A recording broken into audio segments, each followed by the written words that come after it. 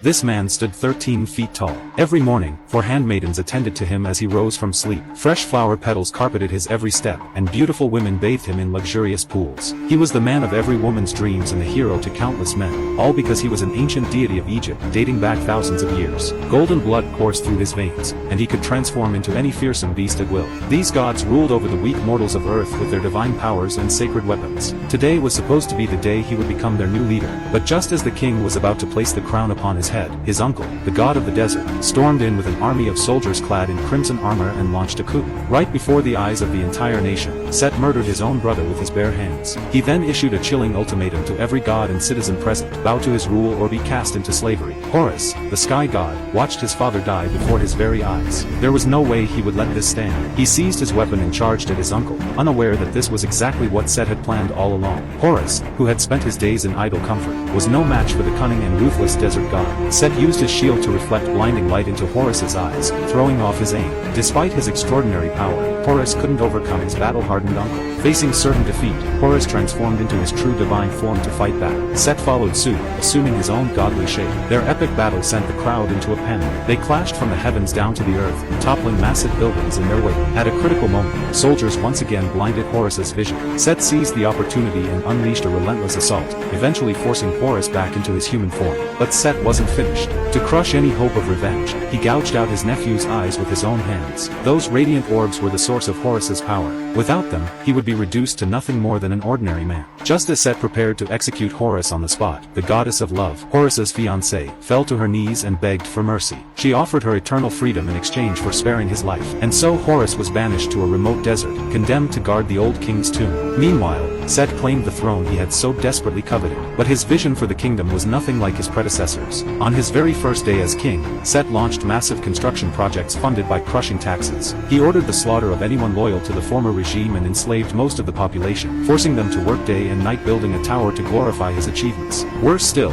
when mortals died, they were required to surrender all their worldly possessions to him. Those who had nothing couldn't even earn the chance to be reborn. Under this brutal tyranny lived a thief named Bek, who refused to accept his fate. His girlfriend told him that today was the king's victory parade, which meant Set would be hauling all his plundered treasures into the royal vault. An audacious plan began to form in Bek's mind, one that seemed almost impossible. That night, as the king's golden transport rolled through the streets, Bek slipped into one of the cargo containers in the back. He was dumped into the treasury along with hundreds of tons of gold, but he wasn't there for riches. His target was the Eye of Horus, gleaming at the center of the vault. Bek was a seasoned thief, but he quickly realized this heist was far more dangerous than he'd imagined. When he casually kicked a gold bar forward, he discovered the floor was crawling with thousands of deadly scorpions. Still, this wouldn't stop him. With his girlfriend's help, he had already obtained the blueprints to the vault's elaborate trap system. He lit his torch, knowing that wherever a shadow fell, it would trigger the mechanisms. Holding the flame high above his head to minimize his shadow, Bek advanced one careful step at a time. He made it through the first obstacle, only to find the second one was completely different from what the blueprints showed, clearly designed to deceive would-be thieves. Before he could react, statues sprang to life and swung at him with deadly force. Thanks to his quick reflexes and agile body, he weaved through the gaps between the mechanisms and narrowly escaped. The Eye of Power lay just ahead, but the blueprints showed no solution for the third trap. With no other choice, Bek bet his life on one final gamble.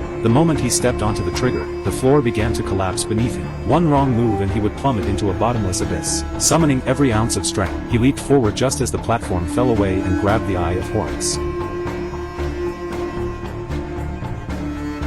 Facing the swarm of scorpions on his way out, Bek held the divine eye before him like a shield. The holy light radiating from it drove back the vile creatures. But Set had been more cunning than Bek anticipated. He had hidden the 2 eyes of Horus in separate locations. When Bek returned to meet his girlfriend outside the palace, he found that his plan had been discovered. In desperation, he raised the Eye of Power, and its brilliant light sent the surrounding soldiers stumbling to the ground. Bek grabbed his girlfriend and they fled by chariot. He thought their mission to save the fallen god was finally on track. Then, in an instant, an official's arrow pierced his girlfriend's heart. Bek held the love of his life as she died in his arms. Consumed by grief, he placed all his hope in Horus. Using the Eye of Power as a bargaining chip, he begged the god to bring his girlfriend back to life. But what Bek didn't know was that only a king had the authority to retrieve a soul from the underworld. And with only one eye, Horus possessed just half his former power. The only way to resurrect her was to help Horus kill Set and reclaim the throne. In his current state, Horus was no match for Set. The only thing he could do was use his divine status to summon Anubis, the guide of the dead, and ask him to lead his girlfriend's soul toward reincarnation. A wealthy man placed his life's fortune on the scales. The weight of gold, silver, and jewels outweighed the feather of truth, and with that, he was permitted to pass through the gates of reincarnation into paradise, his soul granted eternal life. The old woman who came next was not so fortunate. When the judge asked what she had to offer, she placed a single iron ring on the scales, the most precious thing she had ever owned. But the feather slowly sank. Her offering was lighter than the feather of truth. For the poor, death brought no passage to heaven. Instead, their souls were dragged into the depths of hell,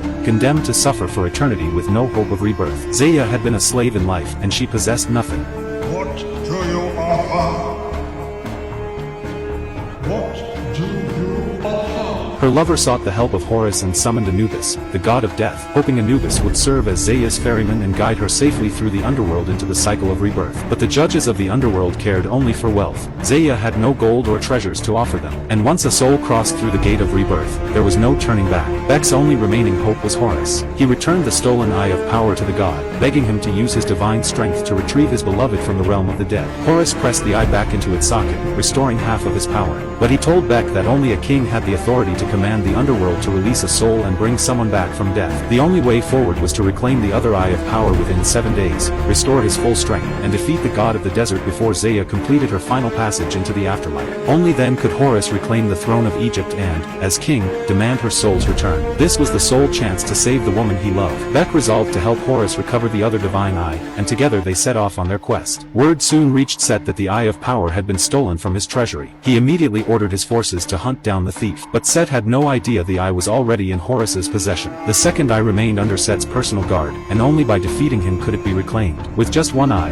Horus stood no chance against Set in a direct confrontation. Their only option was to seek out Horus's grandfather, Ra, the sun god. To destroy the god of the desert, they needed the water of life from Ra's solar vessel, only that could extinguish the desert flame, the source of Set's power. So the two climbed to the peak of the highest sacred mountain in all of Egypt. At the summit stood a celestial gate leading into the cosmos. With only one eye, Horus couldn't transform on his own. He could only face the sun and plead with Ra to grant him one chance to restore his divine power. Meanwhile, Set was marshalling his armies, hunting down every god who dared oppose him, determined to wipe them out entirely. The few surviving deities had retreated behind the walls of the goddess of protection, Set's former wife and the leader of the rebellion. This drove Set into a frenzy. He mounted his flying war chariot and decided to take matters into his own hands. The chariot tore across the battlefield, cutting a path straight to his ex-wife's palace gates, her final line of defense. Set's methods were utterly merciless. He slaughtered them all without hesitation. His former wife had turned against him precisely because she could no longer stomach his cruelty. With defeat inevitable, the goddess of protection struck at Set's deepest wound. Long ago,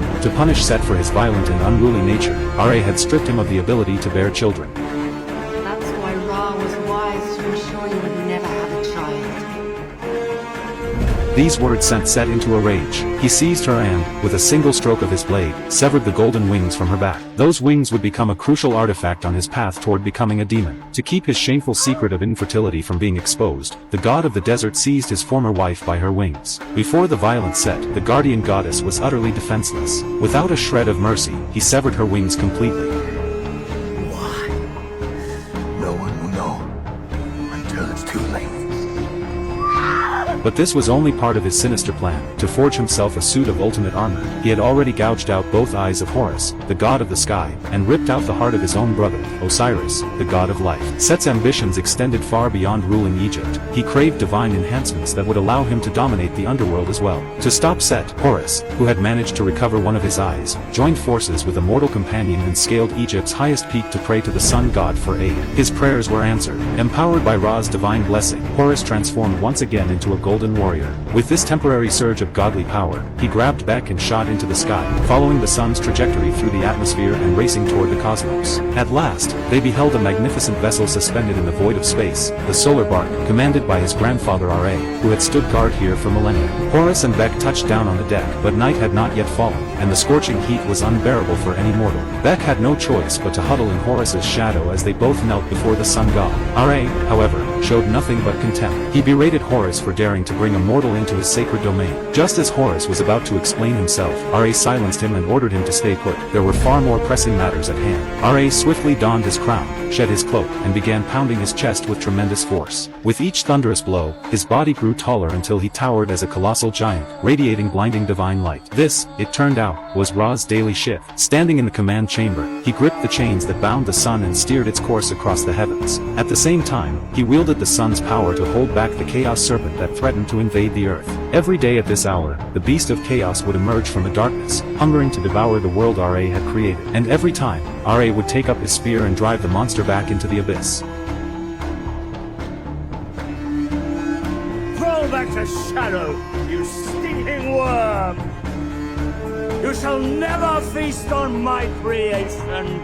Though the Chaos Beast feared the Sun God's power, it never ceased its relentless pursuit of destruction. Ra teleported back to Horus's side and made it clear he had no energy to spare for mortal conflicts. The Chaos Beast grew stronger with each passing day, and he could not afford any distractions. So when Horus pleaded for help, Ra told him he would have to solve this on his own. Even after Horus recounted how Set had murdered his brother and seized the throne, and described in detail the atrocities Set had inflicted upon the people, Ra remained unmoved. He had long known of Set's deeds. In his eyes, whether mortal or divine, all must accept the capricious nature of fate and the natural order of change. He would not intervene. After all, Set was also his own flesh and blood, as precious to him as everything else he had created. Seeing there was no point in pressing further, Horus made one final request: some of the waters of life, which could extinguish the flames of the desert and weaken the very source of Set's power. Ra granted this much. But before Horus departed, the Sun God offered him a warning. If he truly wished to defeat Set, he must first shed his innate arrogance and temper his spirit to become genuinely powerful. For too long, Horus had wallowed in a life of ease and comfort, gradually straying from the righteous path he was meant to walk. He had forgotten that every god must endure a great trial in their lifetime. Only by passing through hardship and facing true tests could he reawaken the dormant power within. Why is it that no male creature can resist the goddess of love's enchantment? Warm yourself. I command you.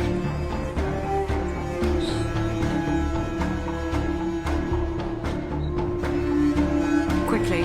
With just a single word, she reduced the black serpent to a mindless state, causing it to burn itself alive. After Horus failed to get help from the Sun God, Set dispatched his bull-headed warriors to hunt them down. Although Horus now possessed only one eye and half his divine power, dealing with these lowly minions was still child's play. When the bull general returned to camp after his failed mission to report to Set, the news that Horus had not only obtained a divine eye but also vowed revenge sent Set into a violent rage. In one swift motion, he turned and cleaved the bull general's head clean off. Witnessing this, the twin snake sisters, one black, one white, stepped forward and volunteered for the mission, swearing to eliminate Horus for Set. Each sister commanded a massive serpent, and together their combat prowess was truly fearsome. Sensing the gravity of the situation, the goddess of love quietly slipped away to a remote area and cast a spell to locate Horus, hoping to warn him of the dangers ahead. Instead, she inadvertently exposed their whereabouts. I was wondering where he was. Now I know. Even though she had been pretending to remain loyal to Set, he had long seen through her charade. The goddess of love had never forgotten her former flame, Horus, and Set had finally grown tired of playing along. He moved to seize the bracelet of the dead from her, a VIP pass to the realm of kings. In that critical moment, the goddess of love didn't hesitate to remove her life-protecting bracelet and was immediately plunged into an endless dark abyss. Demons sensed she had lost her protection and swarmed to snatch the bracelet away. Summoning every last ounce of her strength, she managed to reclaim it and barely escaped, teleporting to Horus's vicinity. Upon returning to the mortal world, the goddess of love wasted no time. She knew Horus was about to face a deadly threat and had to reach him before the twin snake sisters struck. Unfortunately, she was one step too late. The sisters had already found him. When Horus saw the two massive serpents slithering toward him, he knew his divine power hadn't fully recovered and he stood no chance in a direct confrontation. Setting aside his usual pride, he fled alongside Beck. The snake sisters immediately commanded their serpents to launch a full-scale pursuit. Man and God sprinted desperately ahead while the black and white serpents barreled after them, smashing through everything in their path. Just as the black serpent opened its gaping maw,